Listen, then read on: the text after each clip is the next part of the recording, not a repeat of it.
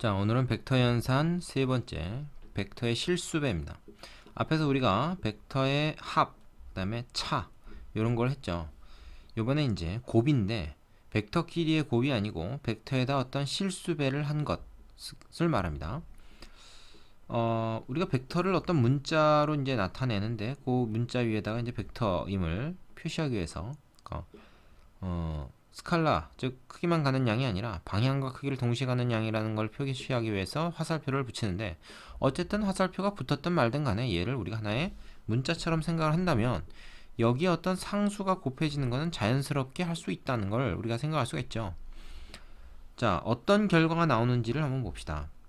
A라는 벡터가 있어요. A 벡터라는 벡터가 있는데 크기는 한 뭐 요 정도 되고, 그러니까 요 하나의 길이를 뭐 1이라고 했을 때 한 루트 5 정도의 길이를 갖게 되는, 크기를 갖게 되는 거죠. 이를테면. 자, 그리고 이제 방향은 우측 상단을 향하고 있습니다. 자, 이랬을 때 이거를 A 벡터라고 하면은 그 A 벡터를 갖다가 방향은 그대로 두고 크기만, 즉 이 길이만 2배로 하는 거예요. 그게 이제 이거죠. 뭐 평행 이동을 시켜도 되니까 요것도 똑같이 이 벡터랑 같은 벡터입니다. 이거의 2배, 길이가 2배가 됐어. 요거를 그래서 2a다 이렇게 나타낼 수 있다는 거죠. 그럴듯하죠? 말 됩니다. 자, 그런데 이거에다가 마이너스 붙인 게 뭡니까? 시점과 종점만 바뀐다 그랬죠? 마이너스 붙이면. 그래서 이쪽으로 향하는 벡터가 됩니다. 그거 평행 이동해서 여기다 갖다 놔도 똑같죠? 그거를 똑같은 거를 하나 더 갖다가 붙여서 길이만 2배로 만들자. 그럼 그거는 뭐야? 마이너스 2a죠. 그래서 여기다가 실수배를 할 때 결국 우리는 뭐야? 이거의 방향은 그대로 두고 크기만 k배를 만든다. 근데 이게 양수면은 같은 방향이 되고 음수면은 반대 방향으로 해서 말하자면 그 길이만 k배만큼 늘어나는 것이다. 이렇게 얘기할 수가 있는 거죠. 그 다음 k가 1보다 항상 크다는 보장이 없으니까 k가 1보다 작으면, 즉 뭐 2분의 1이나 3분의 1이다 뭐 이렇게 되면 뭐야? 원래 있던 벡터보다 크기가 더 작아지는 것도 가능합니다. 그래서 벡터의 실수배에 대한 정리를 한번 해보겠습니다. 벡터 A와 실수 K에 대해서 A 벡터가 0 벡터가 아닐 때 KA 벡터는 K가 양수이면 방향은 얘와 같고 크기는 원래 벡터 크기의 K배만큼이 된다. A가 음수이면 크기는 원래 벡터 크기의 K배만큼 되는데,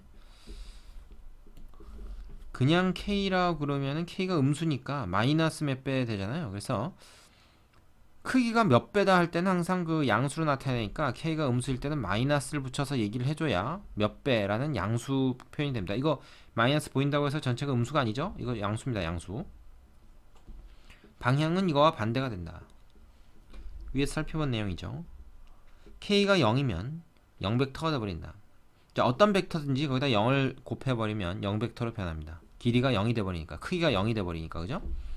자, 원래 벡터 A가 0벡터였다면 K, 즉 어떤 실수를 곱하든지 간에 0벡터다. 그러니까 0벡터는 실수배를 해도 0벡터라는 거예요. 그러면 우리가 이런 거지. 실수와 벡터가 곱해져 있는데 그 결과가 0벡터가 되었다. 이거는 뭘 얘기하는 겁니까? 실수 K가 0일 수도 있고 벡터 A가 0벡터일 수도 있고 둘 중에 하나입니다. 물론 둘 다도 가능하죠. 0하고 0벡터하고 곱해서 0벡터가 되지만 둘 중에 어느 하나가 0이면 0이 되는 거죠. 응? 이게 0이 되거나 얘가 0벡터가 되거나 하면은 나머지 하나의 값에 관계없이 무조건 0벡터가 된다. 0벡터를 만드는 방법은 얘나 둘 중에 하나를 0이나 0벡터로 만드는 거죠. 이해되시죠? 자, 그러면 이제 요거의 실수배의 성질을 좀 더 정리해 보겠습니다. 자, 요건데요. 벡터의 실수배에 대한 연산 법칙 몇 가지를 알아보자. 자, 실수가 K와 L이고 A, B는 벡터다. 뭐 위에 표시가 있으니까 우리가 구분이 되겠죠. 이때 KL에다가 A 벡터 곱한 것은 LA에다가 K 곱한 것 같다. 이건 무슨 말이야? 이거는 실수끼리 먼저 곱해서 벡터에다 곱하나, 벡터에다가 일단 뭔가 하나 곱한 다음에 그 결과에다 또 실수 더 추가적으로 곱하나 차이가 없다는 얘기입니다. 결합법칙이죠. 요거를 이제 보여주고 있는 것이고 밑에 그림인데요. 책하고 순서를 조금 바꿨는데, 자, 요 부분 요거 하나를 기본적으로 A 벡터라고 하는 걸로 이제 얘기를 해봅시다. 그러면은 일단 얘를 말이죠. 3배를 해요. 3배를 합니다. 그러면 3A 벡터가 되는 거죠. 그러니까 여기서는 L이 3인 경우를 지금 예를 들고 있는 겁니다. 그걸 갖다가 다시 2배를 하자. 그럼 뭐야? 3A 벡터가 2개 있는 거니까, 그죠? 이거 전체를 2배 했다는 것은 전체적으로 6A가 됩니다. 응?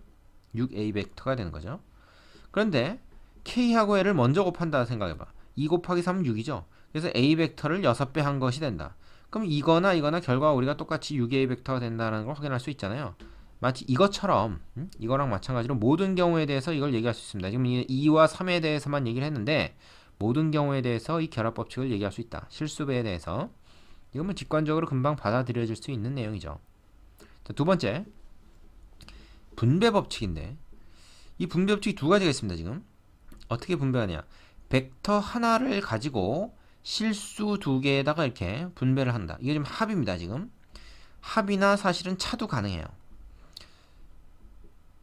그런 게 가능하고, 그러니까 벡터를 실수에 대해서 이렇게 분배하는 게 가능하단 말이야. 또 이건 뭐야? 벡터가 두 개가 있고 실수가 한 개 있죠. 실수 하나를 벡터 두 개에다 이렇게 분배해 주는 것도 가능하다. 그런 얘기입니다. 자, 보시면은 얘 같은 경우가 이제 그런 건데요. K가 뭐 똑같은 경우로 합시다. K가 2고 L이 3인 경우 한번 생각해 보세요. 2 플러스 3을 먼저 해서 A 벡터에다 곱하면 5A 벡터가 되겠죠. 자, 근데 이거를 분배를 하면 2A 벡터와 3A 벡터의 합이 됩니다. 그것도 역시 5A 벡터가 되죠. 그래서 벡터를 실수에 대해서 이렇게 분배하는 것이 분배 법칙이 성립한다라는 것을 우리가 확인할 수가 있고, 그 다음에 얘는 뭡니까? 벡터가 두 개 나오죠. 그래서 이거는 좀 복잡한 그림이 됩니다. 위에서는 다 벡터가 A 하나였는데 여기서는 A하고 B하고 두 개 있어요. 그래서 A 벡터를 요걸로 보고 요거 B 벡터를 요걸로 봤습니다. 일단 가정을 그렇게 하고 그 다음에 K를 지금 3으로 가정한 상황이에요. K를 3으로 가정했다. 자, 그러면은 A 플러스 B, 그럼 두 벡터의 합이니까 평행사변형법에 의해서 요 벡터가 되겠죠. 벡터의 합 앞에서 나왔습니다. 그거를 3배 한 것이 됩니다. 그럼 요게 1배, 2배, 3배 이렇게 가죠. 자, 그런데 그것을 B 벡터를 먼저 3배를 하고 A 벡터를 먼저 3배를 해서 걔네끼리 더한 것 역시 어떻게 됩니까? 3배의 A 플러스 B 벡터, 결국 이해가 됩니다. 그거는 이제 그림으로 우리가 확인해 볼 수 있는 거죠. 그래서 실수를 벡터에 대해서 이렇게 분배하는 것도 가능하다, 이런 얘기입니다. 자, 되셨죠? 다음으로 가겠습니다. 자, 세 번째는 이제 벡터의 평행입니다. 벡터의 평행은 뭘 말하는 거냐면 이런 상황이에요. 그러니까 뭐 두 선분이 평행한 게 어떤 건지 알죠? 두 직선이 평행한 게 어떤 건지 우리가 이미 알고 있습니다. 그것처럼 벡터도 이제 반직선 유향선분으로 표현된다 그랬기 때문에 이 벡터를 나타내는 화살표 두 개가 이렇게 평행하게 같은 방향을 향하고 있을 때 우리 같은 그러니까 벡터가 평행하다고 이제 얘기를 해요. 근데 같은 방향이 아니라 이게 반대 방향을 향하고 있을 때도 우리가 직선으로 이렇게 생각해 보면 둘이 이제 서로 가다가 만나질 않죠. 그래서 이런 경우에도 우리가 평행이라고 얘기를 합니다. 그래서 우리가 일반 그 선분이나 직선이 아니라 이게 말하자면 반직선, 유향선분이기 때문에 방향이 같은 방향을 향하거나 반대 방향을 향하는 거 둘 다 평행하다고 얘기합니다. 평행하다고 얘기하는 건 그래서 두 가지가 있다. 이렇게 생각하시면 됩니다. 자, 그럼 이렇게 평행한 경우에는 우리가 뭐라고 표시가 되냐? 바로 실수배가 됩니다. 한 벡터가 다른 벡터의 실수배가 돼요. 이게 양수면 같은 방향이고 실수 K가 음수면 반대 방향이겠죠. 그래서 이게 바로 필요충분 조건이라는 얘기 아닙니까? 두 벡터가 평행할 필요충분 조건은 한 벡터가 다른 벡터의 실수배. 물론 여기서 A 두 벡터는 0벡터가 아니고 K도 0이 아닌 실수일 때 의미가 있겠죠. 뭐 점이 돼버리면, 즉 0벡터가 돼버리면 그거 뭐 평행하다 아니다 따지는 게 의미가 없잖아요. 자, 벡터의 평행을 또 한 가지 이제 우리가 알아둘 것은